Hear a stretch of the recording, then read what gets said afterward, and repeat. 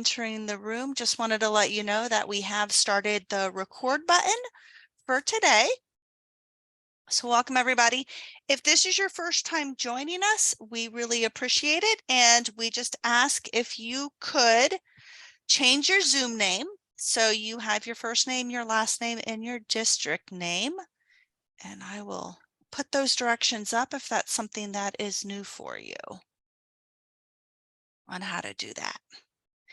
So as people are joining us, as you're changing your Zoom name, I thought we would start real quick with, I'm noticing my screen's not sharing. Let me try that again. I apologize. Okay, that should be working now. So as you're changing your Zoom name to represent your first name, your last name, and the district that you're representing, we're gonna do a quick introduction of our staff, of everybody that's here today, so everybody can kind of get to see and know everybody. I'm Stephanie Martinez. I'm one of the TA specialists that works with districts on the project, and I'm gonna go in the order of my camera. So Lauren. Hi, good morning. I'm Lauren Ivanovich. I'm also one of the TA specialists on the project. Glad you're here. Thank you. Karen. Hi, I'm Karen Elfner, and I work primarily in evaluation, but also have historically supported projects with technical assistance. Thank you. Our newest member, Jason Lobley. Good morning, Jason Lobley. Glad to be here. Nice. Thanks for showing up this morning. Kat. Good morning. I'm Kat Rollerson. I'm another one of the TA specialists up here in the northeast corner. So glad you're here this morning. Thank you, Brooke. Good morning, everyone. Brooke Curtis, TA specialist, and I'm up in the northeast corner with Kat as well. Thank you. Nicole. Good morning, everyone. I'm Nicole Fintel. I'm also part of the evaluation team and am a TA specialist. Thank you. Therese. Good morning, everyone. My name is Teresa Nemirsky. I support districts in the west and north central area of Florida. Glad you can make it today. Thank you. Betsy. Good morning, everybody. I'm Betsy Lizega. I am a technical assistance specialist. I support schools in the west, central, and some north counties. Thank you. Robin. Hi, good morning, everyone. I'm Robin Vanover, and I support districts on the East Coast, primarily South Florida, and then into the central part of Florida as well. Thank you. And I'm going to leave one person for last. As we're starting our district coordinator meeting, you can see this is our agenda today, and we always start with our national updates. So I'll start with Heather and let her introduce herself as she starts with the national updates. Awesome. Stephanie, do you want me to go ahead and share my screen, or do you want to go ahead and I can do it. Okay, that's fine. So good morning, everybody. Heather George. As you know, I co-direct the Florida PBIS project as well as the National Center on PBIS. And Happy New Year to all of you. And I'm glad to see you. It's great to see folks that do have their cameras on, so I can see some faces because we have a lot of new names. So, oh, that got Michael from Palm Beach to turn his camera on. Good to see you. So, oh, look, there's more like that are popping in. Erica from Duval, good to see you too. So anyways, I want to give you guys just a quick update on the national stuff that's going on. And Stephanie, you can go to the next slide. So as you guys know, the International Association for Positive Behavior Support, also known as APBS, is happening in our own state at the end of March. So if any of you have a chance to be able to go, this is a great opportunity. This is where folks are coming from all over the world, and to hear everything and learn about everything around positive behavior support, the science of it from birth through the lifespan. So there's a lot of information around that school aspect, but there's also everything from early childhood to adult services, IDD, all kinds of things like that. So in fact, Stephanie is currently on the board of directors. So if you have any specific information, and I think she's even on the training and education committee as well that organizes the conference, you can definitely direct them to her. but we will be in Jacksonville. And if you have a chance to check and look at the conference agenda, you will see that there's an awful lot of really cool skill building workshops that are happening in the morning of the Wednesday before the conference, as well as the afternoon of the right before the conference. And there may be a few that are also happening on that following Saturday at the tail end of the conference. But one of the things you will also see is that there's a lot of our folks from the Florida Project that are leading those workshops, that they've been invited from the International APBS.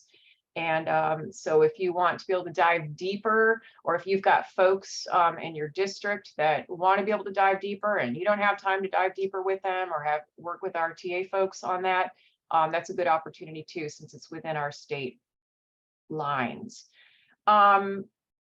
Kat will be talking to you at some point today related to what we're hoping to do with the DCs. Is that, I believe that's correct? Okay, I see your head nodding. So so she will be talking to you about what we're hoping to do, since many of us will be up in Jacksonville, and if some of you guys have that opportunity to go to the conference, what we're hoping to plan from there. Okay, the next slide, please. The PBIS Leadership Forum, and I think there's a couple other clicks you might be able to do, Stephanie, there, and maybe one more. Yeah, so the PBIS Leadership Forum. So we are in our 5th year of funding as a national center. We are winding down. This is our, we're finishing our 25th consecutive year of funding as a National Technical Assistance Center.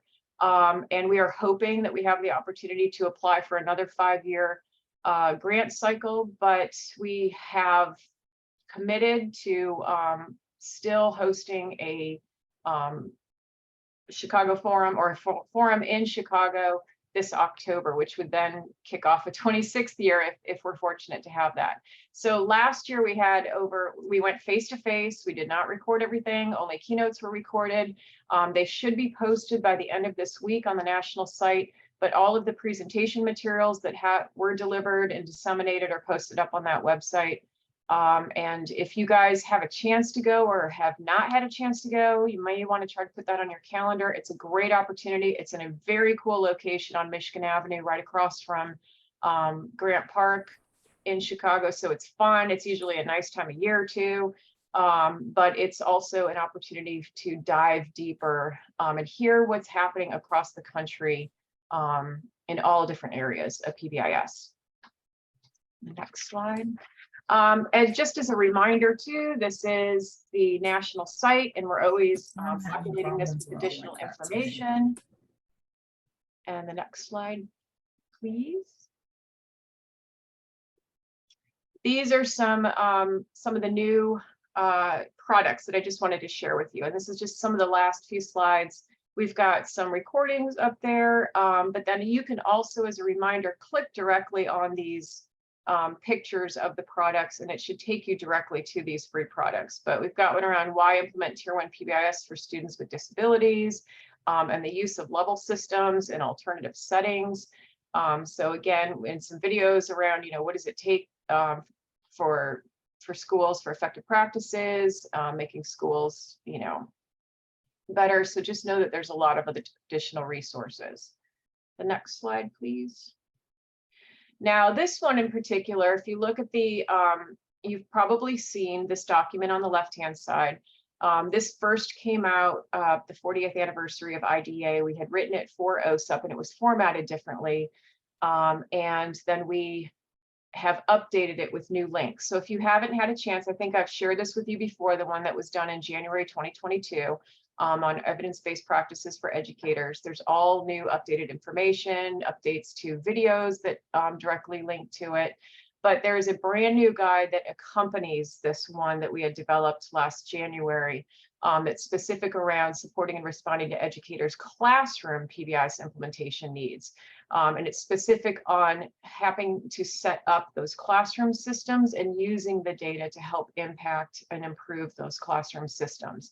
So the first one is dealing specifically with practices. It's a pretty lengthy guide because it's connected to so much fantastic stuff that's out there. Some of the Florida stuff is showcased in there, but then the other one is then the companion to it of then now let's look at the classroom systems piece and the data that can help inform us to improve our classrooms. So just wanted to give you a heads up on that. And this last slide that contains the particular resources, we've got one on collecting fidelity data to help and sustain PBIS or MTSS in schools, strategies for de-escalating student behavior in the classroom. We've updated that supporting schools during and after crisis that had come out during the pandemic.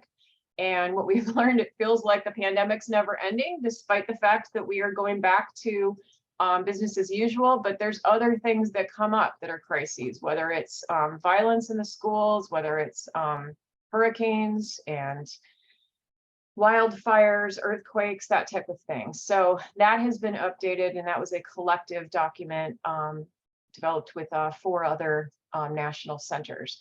But just remember and to keep in mind, it's not specific to the pandemic now. So the other one is when do schools receive tier 2 and tier 3 PBIS training. That's an evaluation brief there. And a final one towards that bottom right corner is about establishing a rural regional cohort within rural schools. And that's particularly what they have done in Maine. And the very last slide that I just want to share with you is to just give you a heads up of some of the things that are coming out on the horizon at the national center level. So Stephanie, the next slide, please. Thank you. So we've got a district leadership team practice guide that is a companion to what we have been doing around the district support systems piece, also known as the DSFI. But one of those things that are in there is you're going to see a lot of information and practices and tools that we use at the Florida Project to help build your district leadership team efforts and help build what you're doing to help support the schools out there.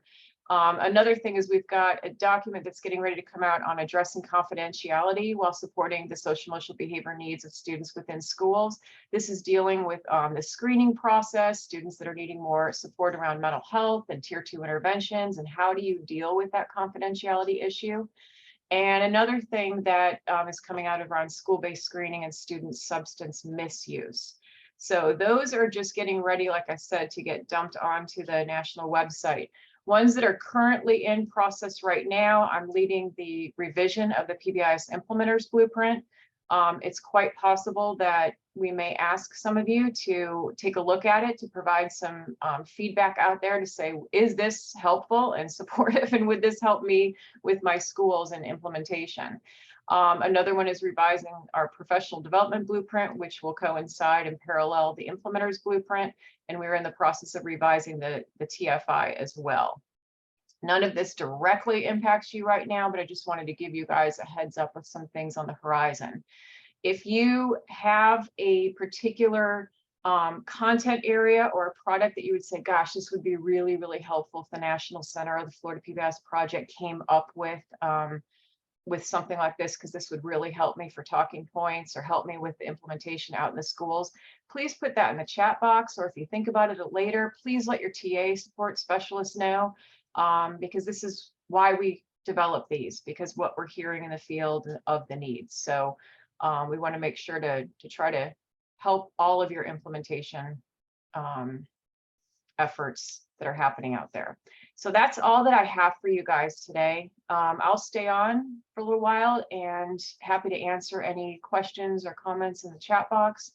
But I will turn it over to the rest of our team. And again, Happy New Year. And thanks for attending the meeting. And thanks for doing all that you're doing in terms of PBIS out there and everything else that I know you guys do. Thank you, Heather. We appreciate you sharing those national updates. Someone did ask a question about the links to those. Those are all hyperlinked in the handouts. And so Lauren has been putting that link to the handouts in the chat box. Once you click on it, they'll take you to the handouts, and those all documents are hyperlinked in there.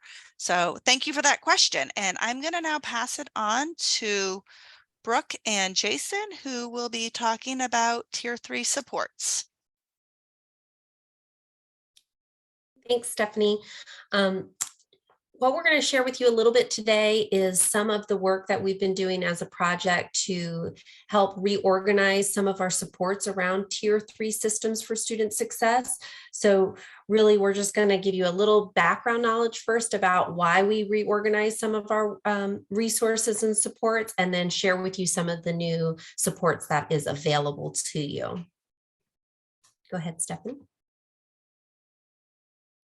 All right, so just to kind of make sure that we're all on the same page and what we're talking about when it comes to Tier 3 supports, we're talking across that multi-tiered system of supports.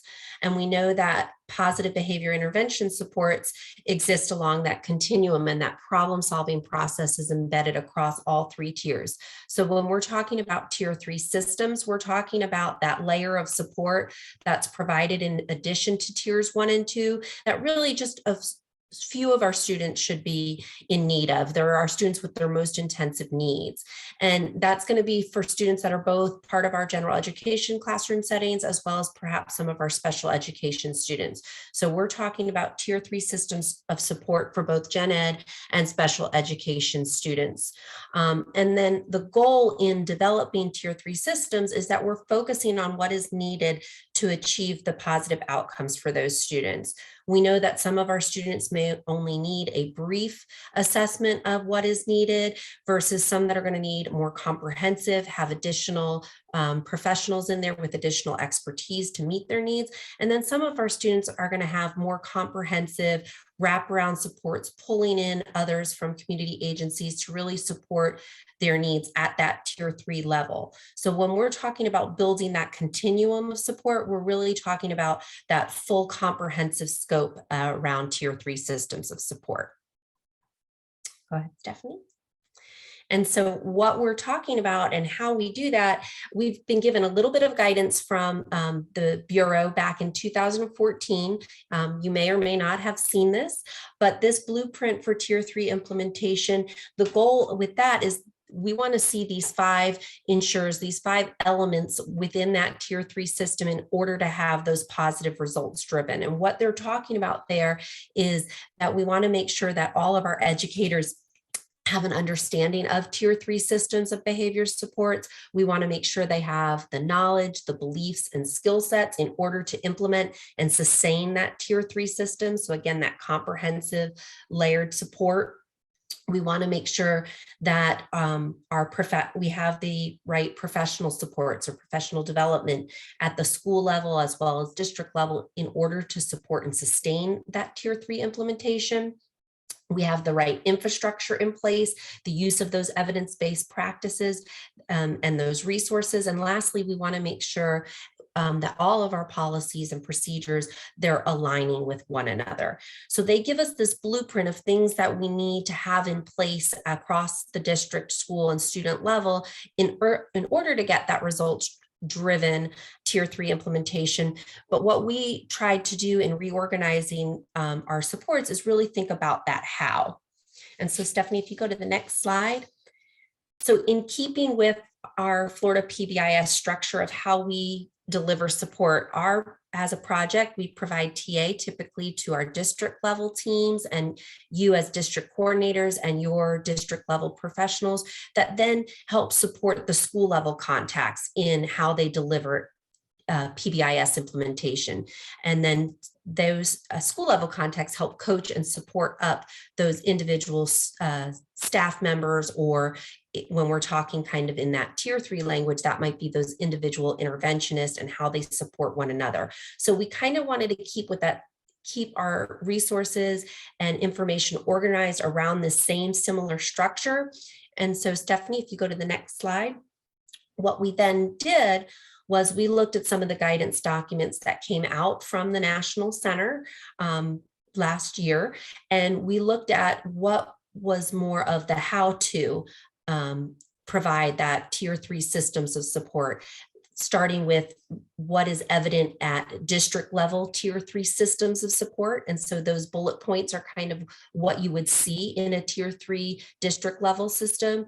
The school level system of support then there includes making sure that we have those pieces and those elements within those school level teams for tier 3 systems. And then lastly is that individual student level, student driven tier 3 assessment and intervention support. So what you'll see is we keep that tier 3 implementation blueprint and guidance document from the state as being, those are what we want to see within those systems, but then we're taking more of an approach of how to do that by using some of the guidance documents from the National Center across the different levels of support. And so I'm going to turn it over to Jason now, who's going to walk through a little bit of how we've taken that information and reorganized our resources for you as district coordinators. Yeah, thank you, Brooke. I want to let you know, yep, we've redesigned the tier 3 section of our webpage.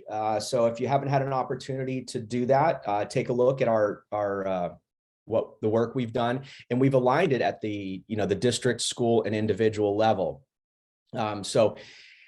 You'll be able, we break down what tier 3 might look like, what a tier 3 system might look like at the district level. And it's going to involve some teaming, coaching, stakeholder involvement.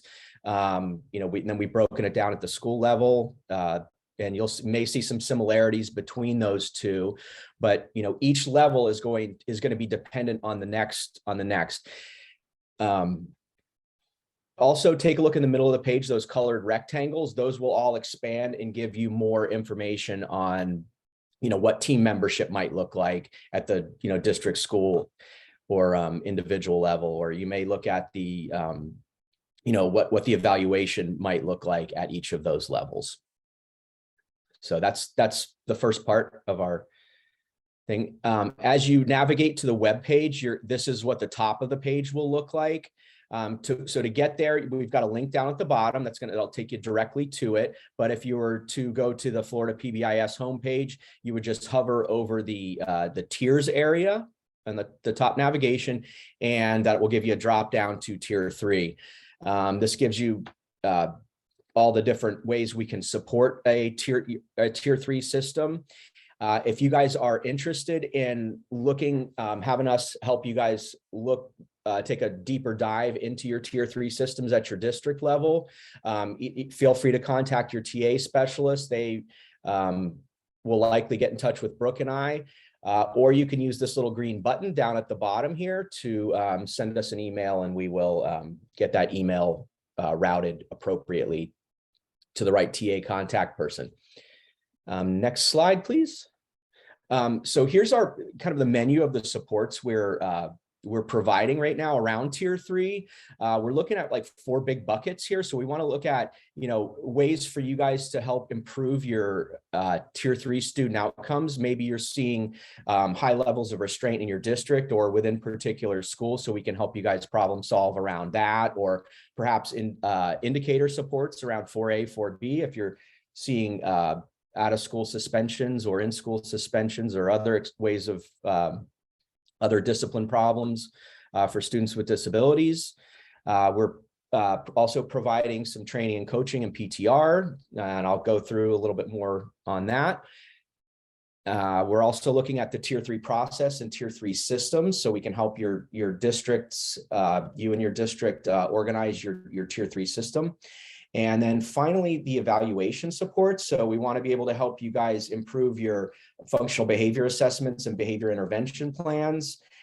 We are also going to, we're in the process of revamping the RTIB database, as you may have heard in the last district coordinator meeting. And also we can look at the TFI with you guys to help with your tier 3 systems.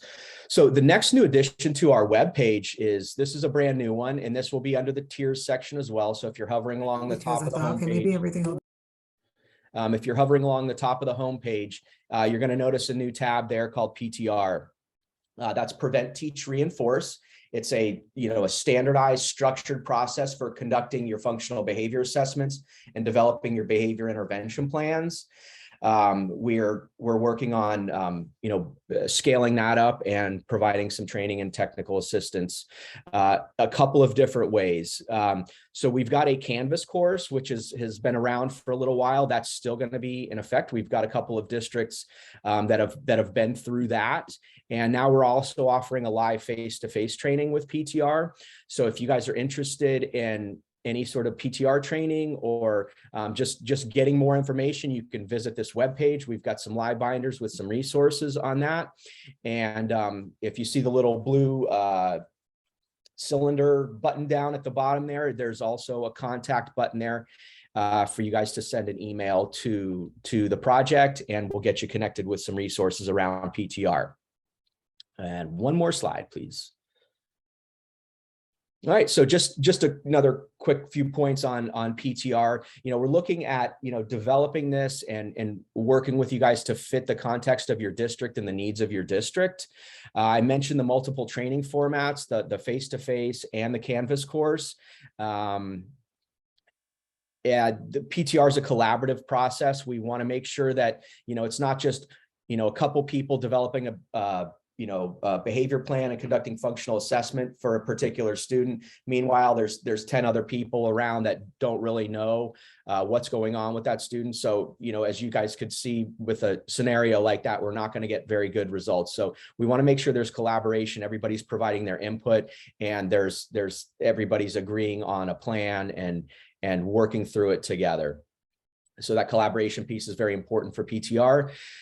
We also want to make sure that we're doing some follow-up coaching with that too. Like, as you guys at the district level, but also from our project level, we want to be able to provide, some of that problem solving and helping you guys address some of the barriers to your tier 3 systems and PTR as well. So that's all I have for you on that. Please check out our the new sections, the tier 3 section and the PTR section. Take a deeper dive at that. And if you're interested in work around your tier 3 system as a district or with Prevent, Teach, Reinforce, please let us know and we'll be happy to help you.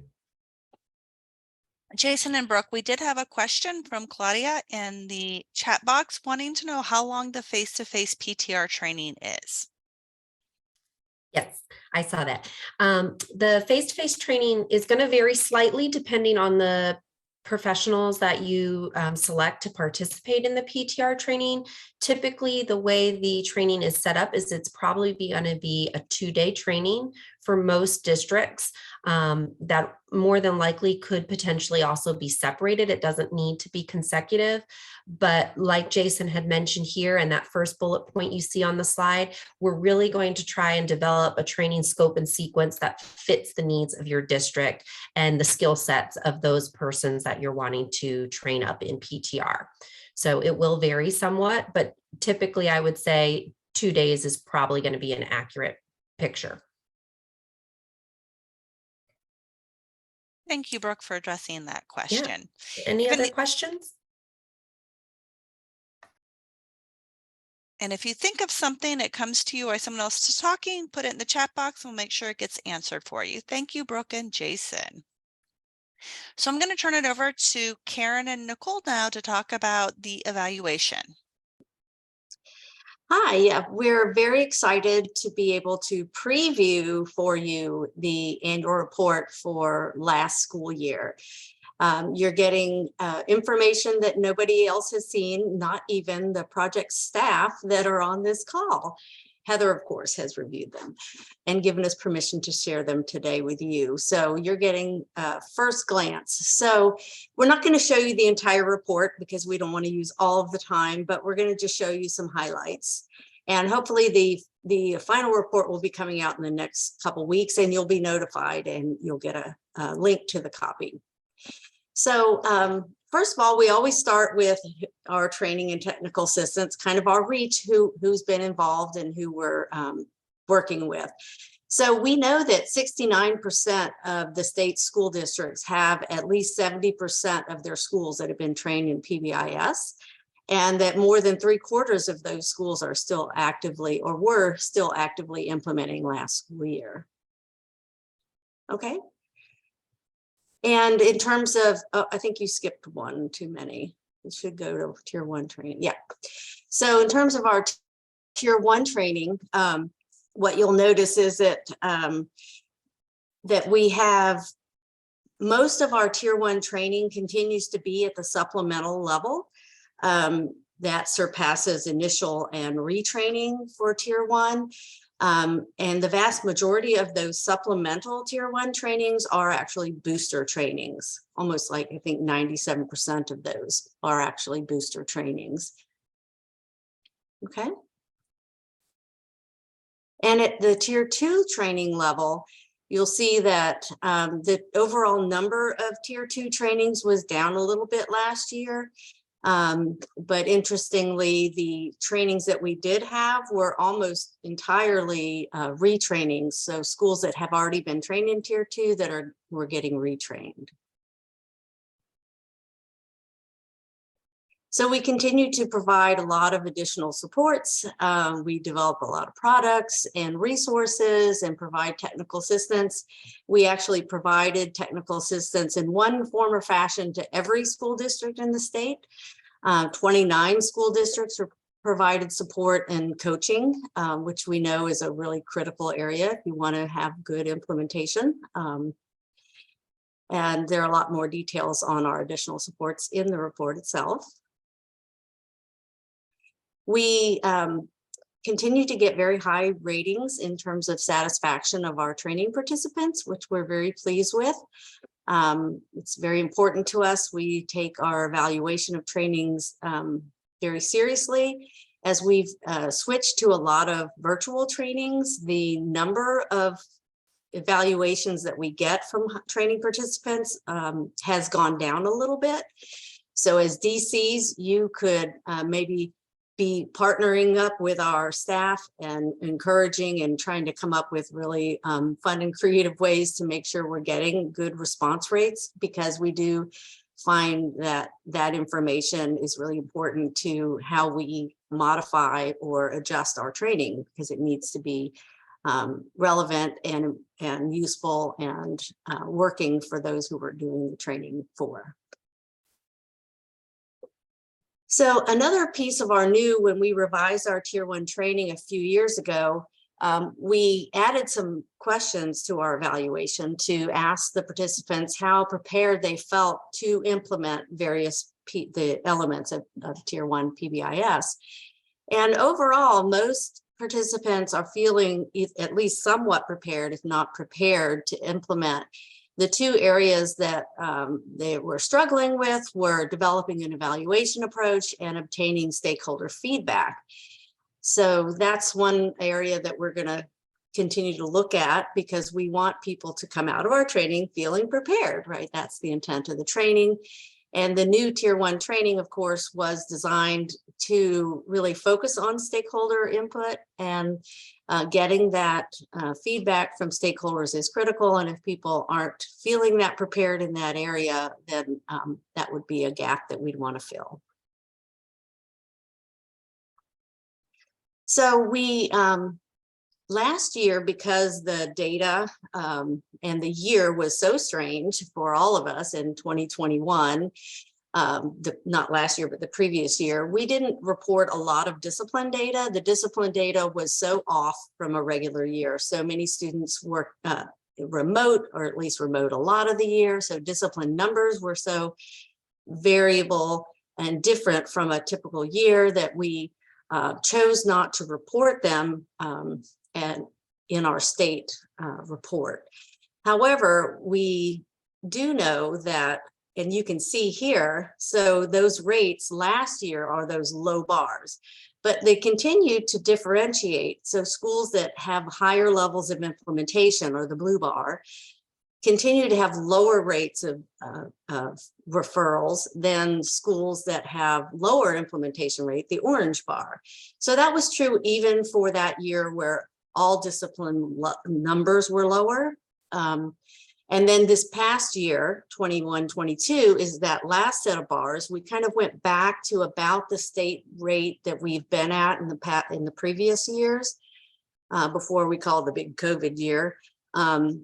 So they kind of returned to a more typical rate. Now, if you go to the next slide, where we're looking at suspensions, you can see that last year numbers were down, but then when you look at the previous year, numbers were down, but last year, the high implementers went back up to a higher than normal rate. So they were at 0.13 referrals per 100 students per day, which almost met the highest rate in the last 10 years, which was 10 years ago where it was 0.14. But for low implementers, it was almost off the chart. I mean, we had to really expand our chart to be able to even demonstrate the 0.35, which was the highest rate that was ever documented in our project's history. So that's concerning, but it's also interesting that it's more highly reflected for lower implementing schools, even though the higher implementing schools rate did go up considerably as well. And so it's something that we would suggest that you look at when you're looking at your district level reports. Did your suspension rates for schools go up? One would think that that would probably be true, at least for many districts, given that the overall state rate went up so largely.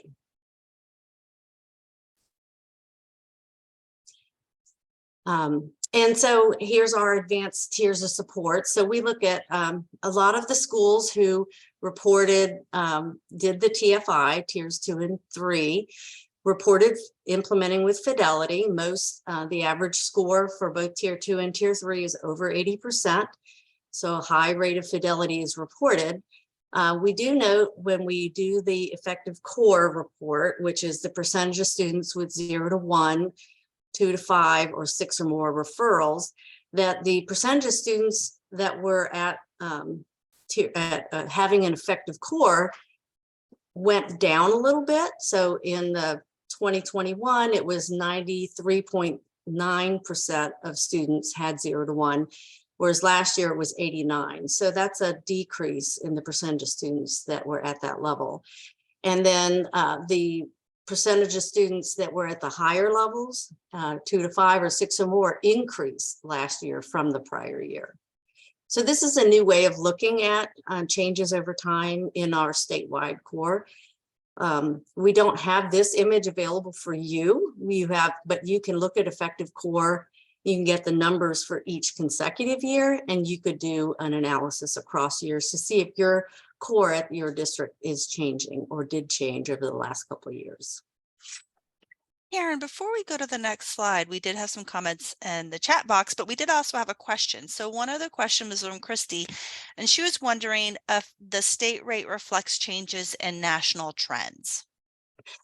Well, the National Center did not publish data in 2021 for similar reasons that we didn't publish data. The only data we published is one chart that demonstrated a change, and that reflected high and low implementers. So the state, the National Center did not. The National Center, I just got yesterday their last year's report. So we just got the national data for 21-22. It does not include 2021 data. And so we will be able to provide some look at what the national data looks like and how Florida data compares, but we haven't been able to do that yet. It's a great question and observation. And I did see the comments regarding risk ratio, and I thought this would be a great time to look at that when we talk about it here. So so I see the comment about schools giving them a higher score than what it should be. We concur with that. And we noticed that for schools that historically had lower rates of discipline and a high benchmarks or TFI score, they maintain a high benchmark score, but their discipline rates have increased. And that is incongruent. So it would not work. If you are implementing with fidelity, you can't have increases in discipline. They just don't go together, the evidence indicates. So you either aren't, it's likely that you aren't identifying your implementation level accuracy. So what we do is we have, we know that because of this evaluation nature that schools are under, they tend to want to present themselves in the best possible light, rather than looking at it as an accurate picture of where they're implementing so that they can find out where they need to improve as an internal reflection, because they want to do better, because better is related to outcomes. So just by reporting a good implementation level doesn't achieve the outcomes that you get when you actually implement at a high level. Just reporting a high level doesn't get you those outcomes. So we developed a document to help understand the relationship in that formula between implementation and outcomes, to help, and maybe if one of the team members could post that in the chat. We did that last year at the end of the year. We'll promote that again at the end of the year this year, to try to encourage you, to encourage your schools to be for accuracy in reporting your implementation, because it's only meaningful when it's accurate. So here's our disaggregated discipline data. And you'll notice that we were on this nice little downward trend. And the bars were getting closer together historically. And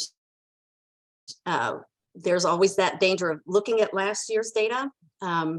The last year, we know that the data were strange. We know that there was a very strange, who was in school, who was getting reported, all those data. So if you even took out last year and didn't look at it in terms of these bars, it still was up from the year prior to that.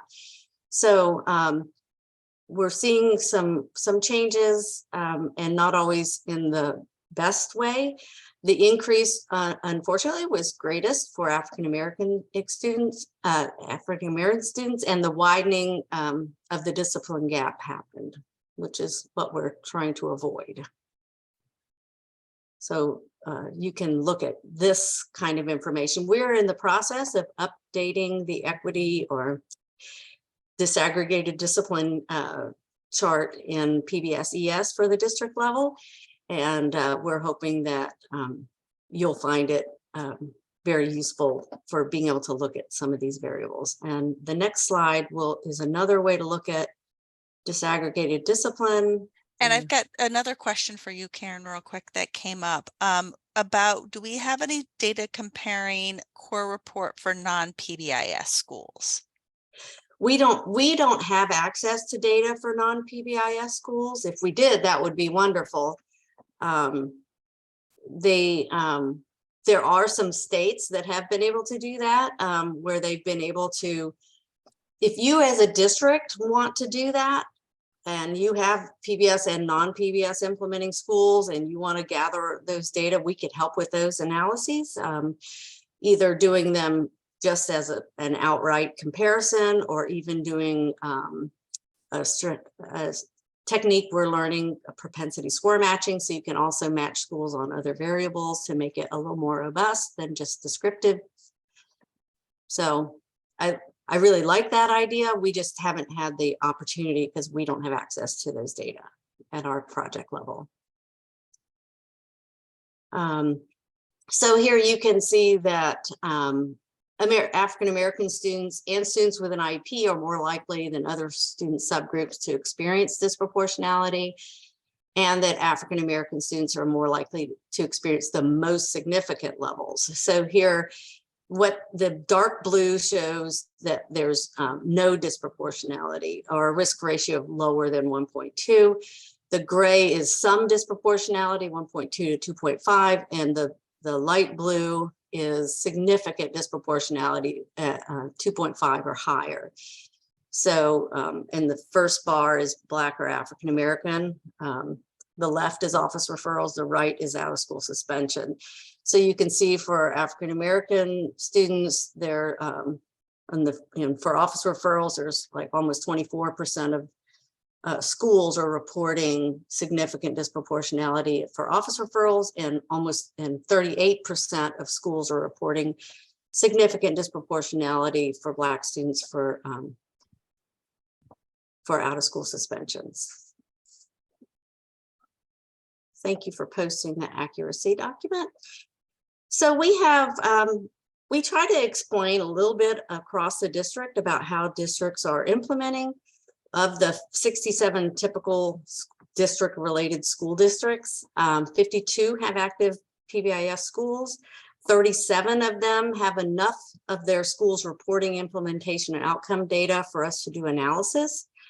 And of those, 36 have schools that are implementing with fidelity. So we have most of their schools who are reporting, districts who are reporting implementing. Most of their schools are reporting implementing with fidelity. But of those schools, of those districts, only 27, so a little over half of them have schools that fall below the OSS mean. So, and only 20 have schools that have less than poor proportionality. So we can't say they have good proportionate discipline because they just aren't experiencing that 2.5. So we still have some work to go in terms of outcomes while we're reporting high levels of implementation. So I think that goes back to, are we accurately reporting implementation? Okay. And then I'm going to turn it over to Nicole, because she's going to wrap up what some other things in our report and then share with you some general evaluation information. I see one more question from Candace. I'm trying to go through the chat box. I saw a couple questions. There was a question about model schools and if we could introduce a requirement that schools upload a recording of maybe a coach's meeting to provide evidence that they're actually like engaging in problem solving. I thought that was an excellent suggestion. It's not something that we can necessarily introduce this upcoming year, but I'll definitely bring it back to the team. Also, as district coordinators, you have the ability to recommend or not recommend schools to apply for an award. So if you wanted to introduce some of your own additional criteria specific to your district, you're welcome to do something like that. And Nicole, I just felt like that was really valuable considering what we just heard, from there, because if we're seeing OSS and, and ODR spikes right now across the district at a rate that we haven't seen before, right? At the end of this school year, then we're going to give out 75 model school awards. And then across the district, we're giving out model school like crazy. And then on the surface level, it makes it look like, yeah, all of our schools are doing really well. But then when we have a 0.12 OSS rate, then it's like, well, where's the disconnect here, right? And I know model school, can be something that schools get, when they really shouldn't be getting it. And some, and just to be able to have something concrete in place and having, like just a quick 5-minute video recording to show that, yes, we are going through the problem solving process, I think would really make schools think, really think about, what, is it that they have it in place for those team meetings, and really, be, really, more on, more on top of their discipline data and, start making some changes. Yes, definitely. I do really like that idea. I'm going to bring it back to the model school team, the evaluation team, to discuss what would be possible. And we have, I think even with the tier 1 walkthrough, that could be something interesting to think about. And then I lost my train of thought, but I definitely like that idea. And that's one of the reasons we introduced last year, the year before, the minimum discipline rates, because we were seeing some model schools that had really high rates of discipline. So we were trying to introduce some kind of way to stop schools from being eligible when they're reporting discipline rates that are 3, 4, 5 times the state average. But I do think that's a really good point, and I'll bring it back to our team. And Karen, was there another question that you said popped up? I'll look if you want to proceed, and then I'll address it as you're going. Thank you. This slide is just showing in our annual report, we also have a series of special topic features based on some of the products and activities that were completed last year. It includes some spotlights on the Gold and Platinum Model School Awards. Those were our new levels at Tier 2 and 3. Some new district coordinator supports that were available last year, a virtual Tier 2 training, the Florida PBIS Tier 1 school teams coaching skill survey, and how that was used last year. Some new supports available for classroom PBIS, and the Prevent, Teach, Reinforce district level training of trainers campus course, as well as an initiative on PBIS, engaging student voice in PBIS that occurred last year. So we don't have individual features in this meeting to look at that, but I encourage you, when the report's available, to download it and check out some of those sections. So this slide is moving on to some of the general evaluation updates that we have. So we just completed one phase of our evaluation cycle for the year. And we're happy to report we had about 75% of our active PBIS schools in Florida who submitted their fall PBIS checklist or PIC. So we're hoping to be able to continue forward with a high completion rate for the rest of this mid-year 2 cycle that's coming up, and for our end-year evaluations. And to be a little more specific about our remaining evaluation activities for 22-23, we have the mid-year 2 evaluation period approaching in February. So you're soon going to receive some more information about what's included in that in mid-year 2 at the end of January.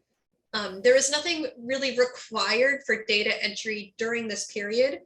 Schools have the option to submit a spring PIC, but some districts might require the spring PIC for their schools.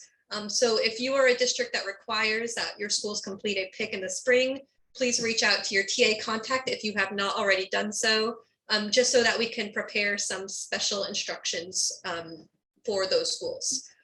We also open up the PBIS Tier 1 walkthrough starting in February. So that's required for schools who are going to apply for a model school award. And finally, in April, we have our end-year evaluation period, which will open up some various measures about of PBIS implementation fidelity and outcomes. So that's kind of a sneak peek at what's to come in our evaluation cycle. And here's another reminder of this year's prerequisites for schools who would like to apply for a 22-23 Model School Award. We want to make sure that you know that the Model School Live Finder on our website has all of the information about the support to support your district's model school application. So that's linked to on this slide. One new prerequisite I wanted to highlight, this is new for this year, is that your district must have participated in a yearly implementation planning meeting with our project at some point during the previous year. So I think most districts already do this. It's not something that you need to worry about, but if you haven't had one of these meetings recently, please work with your if you have schools planning to apply for a model school award, please work with your TA so that you can set something up.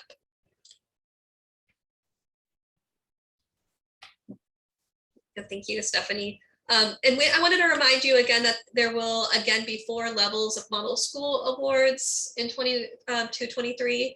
The level for which a school can apply is based on their implementation and their outcomes data, and also based on your recommendation as a district coordinator. So schools will be eligible for bronze if they meet all of those prerequisites that I kind of provided an overview on in the previous slide. So those indicate high levels of implementation fidelity and low discipline rates. Schools will be eligible for silver if they also report no significant levels of disproportionate discipline outcomes. Gold model schools must also report fidelity at Tier 2 and provide some additional information to our team about their Tier 2 implementation. And then finally, we have Platinum Model School Awards. They must meet all of those previous requirements and also report fidelity at Tier 3 and additional information about their Tier 3 implementation. We had a TA chat on October 19th to review in-depth the model school criteria for this current school year. So the slide includes a link to review that recording. We also had a chat in November to look at some lessons learned from last year's applications at Tiers 2 and 3. And finally, we're going to be demonstrating the model school application process and the new and improved online application on our website called PMOD, and our TA chat occurring on April, it's supposed to say April 19th. So there's a link there for you to register. And Karen, did you see any other questions that we missed related to evaluation? I did not. It seems like they were all answered. If you feel like you have additional questions or your question wasn't fully answered, go ahead and type us another something in the chat, but otherwise we'll pass it on. Great, thank you. Thank you, Karen and Nicole. So we just have a few little wrap-up slides. So Kat, do you want to talk about the statewide DC meeting? Sure. So as Heather had mentioned earlier in the call, if you haven't heard already, you've had several communication pieces out. Every time APBS is local to our state, we try to offer opportunity for you guys who are all engaged in the work of supporting PBIS to come together and collaborate. So that opportunity is coming March 29th, right before APBS in Jacksonville. It's proposed to be only an afternoon meeting from 1 to 4. We have provided a tentative agenda, and the tentative agenda was based on all of you who we thank you participated in the survey in November on what you would like some of the focus areas to be. We want this to be driven by you.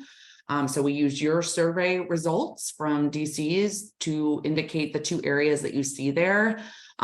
They are, even though they're not in that order on the slide, classroom PBS was number 1, clearly. So we'll have some opportunities to collaborate and discuss from districts, have some districts share about how classroom is a focus being supported, maintained in your districts. And then tier 2 and 3 collaboration was the other one again. And thanks, Lauren. She just put the link again. The sample or tentative agenda is in there for you. But most importantly today, thank you, Betsy. We wanted to check in on RSVPs. So how many of you, if you take a quick second for us, are able to attend and are able to attend with your district's permission, because we know how that goes. So please give us some quick feedback there so we can account and plan for who's going to be able to join us at that planning or that district statewide meeting in March. Thank you to all those respond to the poll for us. We appreciate it. Kat, you might need to open the poll window to see the full item. If it comes up for you small, you can't read the whole text of an item, just so people know. Okay, thanks, Karen. I see lots of responses coming in, so thank you. I think we're pretty close to the total that I see in the room. So how about one more second, because I know we are wrapping up. So please, if you didn't respond to that poll for us so that we can account for participation. And we're going to use those results as we move forward. Okay. Thanks so much, guys. We appreciate the participation and the quick moment to chat about this. We hope you can join us in March. And Stephanie, I will hand it back to you. Thank you, Kat. So I'm going to stop sharing that poll. Okay, just a quick few things, because I know we're running out of time, but we do have that state tier 1 training coming up. Something's going on with my computer. But here's just the information about that. So if you have a school that has not been able to participate in tier 1 and they want to do the Canvas online, here's all the information. Just a reminder, the deadline for the school readiness packets is actually tomorrow. So reach out to your TA person if you do have a school that is interested in that participation. Now we have the new DC orientation, and we know a lot of you have logged in and participated and reviewed that, and we've gotten some feedback that people are looking for some samples. So wanting samples of things other district coordinators have used in their district to help them be organized, get things done, to help their job a little bit easier. So we're asking for you to kind of review some of those things that you've developed for yourself for organization. And if you wouldn't mind passing it along to your TA person from the FLPBIS project, and you can see on the left-hand side, you can kind of see a timeline of what we're doing. We're going to be collecting those. Once we collect those, we're going to vet them to see which ones we would recommend to include on that. Just a little note, because we are funded by Bees, we do have to submit those to Bees to be reviewed before we're allowed to post them. So if that has any impact on your decision of what you share with us. And our goal is to do that twice a year to have some new items posted in that new DC orientation. So some just ideas, suggestions. We'll also send an email out as well. Just a reminder, we have TA chats coming up. You can always find them there. We have one coming up at the end of the month. And then we just have a couple other little reminders. We do have a PBIS certificate program that is through USF. Laura is the contact person. Here's a little bit more information about that. We do have a Master of Science that's completely online through our college. There's more information there. Laura, again, is the contact for that one. And a little bit more information about that. And then, of course, our contact information. So we have like another minute. If anybody has any questions that were not answered, please feel free to put that in the chat box or unmute yourself and do that. When you log out of Zoom today, you will get a poll, and we use that poll as Karen showed with our evaluation today. So we would greatly appreciate you doing that poll as you leave. And we just thank you for your time today, and our staff will stick around for a couple minutes if you've got questions. If not, we're going to let you out about 25 seconds early, and we hope you enjoy your rest of your day. Thank you for joining us.